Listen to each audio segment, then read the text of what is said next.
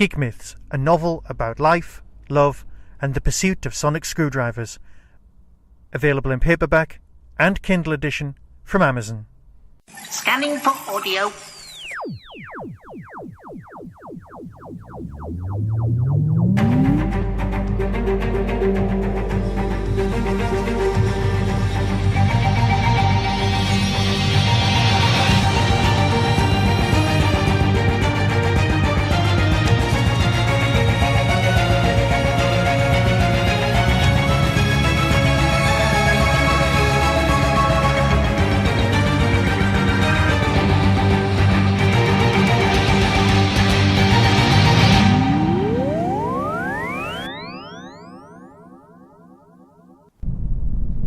Good morning, good afternoon, good evening, good morrow. Hello. Welcome to the Tin Dog Podcast. We're almost at episode 800. And that's even if you don't include the Whostrologies, all 366 of them. 800 straight Tin Dog Podcasts. So if anyone does have any questions that they'd like me to answer in show 800, please feel free to tweet me using the hashtag AskTinDog. And if you sent some questions last time, well, I can ask you to do it again, because you know what? I may have copied them all into a lovely Word document, put them on a laptop, and then lost them. And on the subject of losing things, this is take 2 of my review of Torchwood One Machines. I know for a fact, because I'm using my memory here, which indeed I trust, possibly more than anyone else does, that I've already reviewed this story, well, this box set. Now, as I've reviewed every other single Torchwood release ever, well, I thought I better just, catch up, re-record this one, and release it into the wild. Now, on first glance on your box set, you've got Yvonne Hartman. You've got what looks suspiciously like the War Machines, only nicely ergonomically rounded in a 2005 kind of a way. And you'd be forgiven for believing that the majority of this box set is primarily made up of War Machine stories. But your big, chunky War Machine story is basically disc 1. Here's the synopsis. Torchwood One. We defend the British Empire. We keep everyone safe for your own good. Something's happened. Something's twisted its way into Torchwood One. Something old, something which should have been forgotten, wiped, abandoned. Something which has been waiting. Something which knows how the world should be ruled, how people should be used. When humanity is threatened, Yvonne Hartman is required. Story 1. The Law Machines by Fitton. The Mayor of London is launching her bold new law and order initiative. The capital will be kept safe from crime, from fear, from terrorists. The Law Machines are launching. What could possibly go wrong? And boy, oh boy, is it a corker. Now, the thing is, right, I've worked for a lot of people, and I know I've said this in the past, this is proper Yvonne Hartman.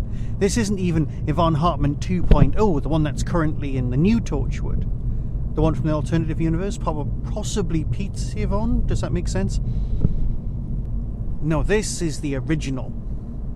The one who is beyond driven. The one who's just the best invention. I am so glad that Big Finish have given her free rein. I can't believe that on TV she was basically in it for 5 minutes and then gets bumped off. 1.5 stories. That's all she got on TV. But on audio, she just glows. I want to work for Yvonne Hartman. She looks after her staff something rotten. Yes, she'll sacrifice them if need be, but you know what? You kind of let her off, and I don't know why. On many levels, she's a terrible manager, but she's the most realistic of managers you'll ever come across in fiction. Okay, she's slightly more loyal to the company, but that's because the company's the British Empire. When she says Queen and Country, she actually means it. It is very Yvonne-centric, this first story, and you know what? You just can't You don't need to forgive them for this. Wotan coming back, oh yeah, the war machines with their lovely voices, oh, everything. And you know what? Yes, the internet was invented in the 60s by Doctor Who, and only later by some bloke working at CERN. But you know what? Even the bloke who worked at CERN went, yeah, you're right, you did get there first. Because connecting computers up, even if they are some form of artificial intelligence, oh, it just works. 1960s technology in a 2005 setting, oh, it's just lovely and retro. Which brings us to story number 2. Here's the synopsis for this. Blind Summit by Gareth David-Lloyd. Yanto Jones has just moved to London. He's broke, has no friends, no future. One day he loses the one thing he's been holding onto, and suddenly people around him are dying. Could a mysterious mystery woman really offer him salvation? Yes, another one written by Yanto. It's a Yanto-centric story. Of course you'd expect that. The guy knows the character inside out. We've got an origin story for Yanto. Yeah, it's what you know, it's what you like. And also, it's not the perfectly evolved and perfectly developed Yanto that you find later.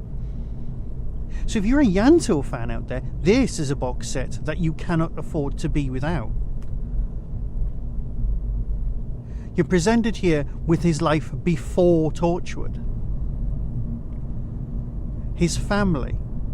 His whole reason for moving to London in the first place, and the pinnacle relationship between him and Yvonne, the way that it all fits together beautifully, the way that he is so much more of a backroom person than, well, I don't want to spoil it. It's a cracking story. I'm so glad they got Gareth back in to do some more writing. I so want to see him write for something other than Torchwood, just to see what he's bringing to the party.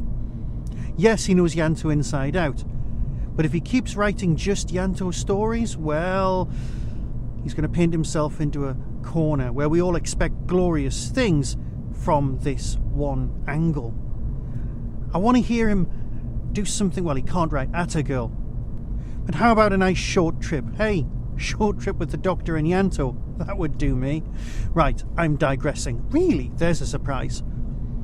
By the time you hear this release, the new series of Doctor Who will probably be out on the air.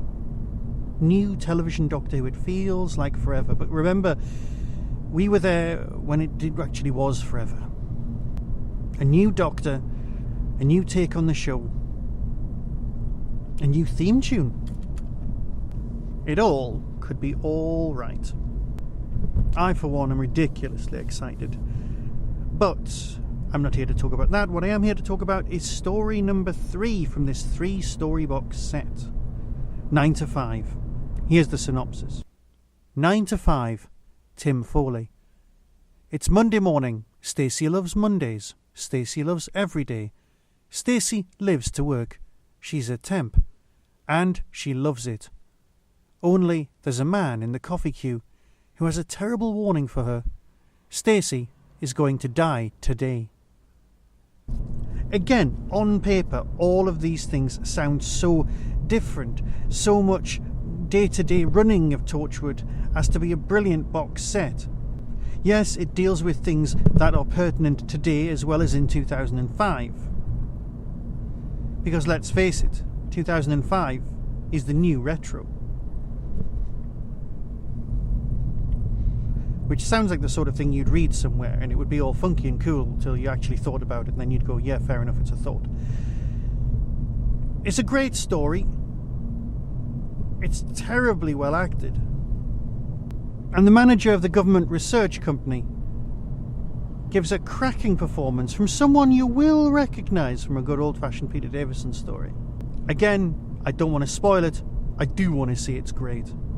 So why not give this particular version of Torchwood a go?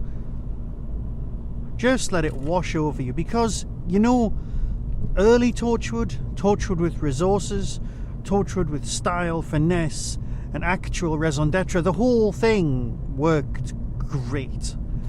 And it's not Unit. And it's not Countermeasures. It is its own beast.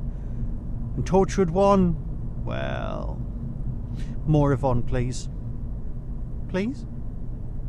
So with that, I'll play you the trailer, let you listen to that, while you're getting more and more excited for TV Doctor Who.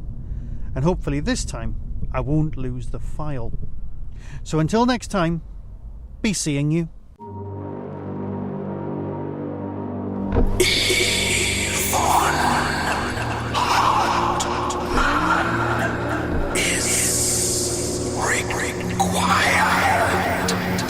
Coming soon from Big Finish Productions.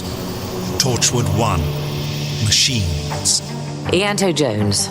My name is Yvonne Hartman, and I work for an organisation called Torchwood. You are... We've had our eye on you for some time now. Me? We need someone of your type to carry out a very sensitive undercover mission. Bunch of scientists built a supercomputer, went doolally, tried to take over the world. Like I say, it was the 60s. Obey the law, and you have nothing to fear. Unlawful action confirmed. Terminal response.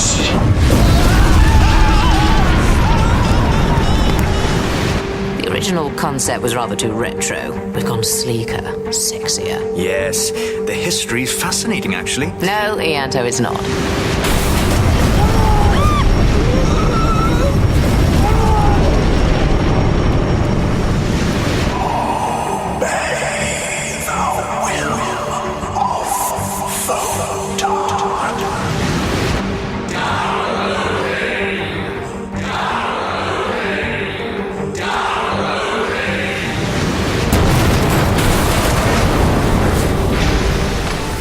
Big Finish.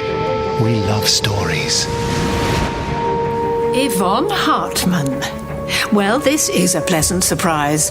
I'd hoped to meet you at the mayor's reception last year, Yvonne. Instead, I find you sneaking about my building wearing a scrunchie. Well, sometimes you just want to keep your hair up.